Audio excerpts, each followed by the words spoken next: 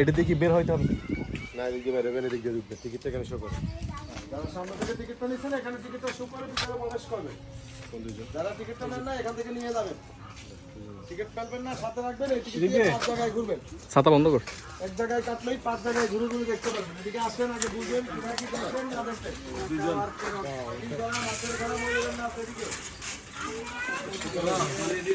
যাতে বের হয়ে পালাইতে না পারে।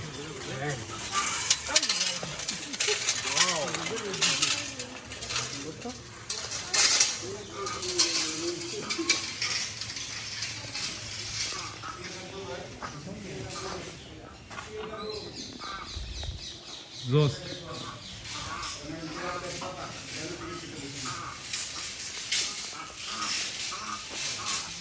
খাওয়ান দিয়ে যাবো নি ভাই?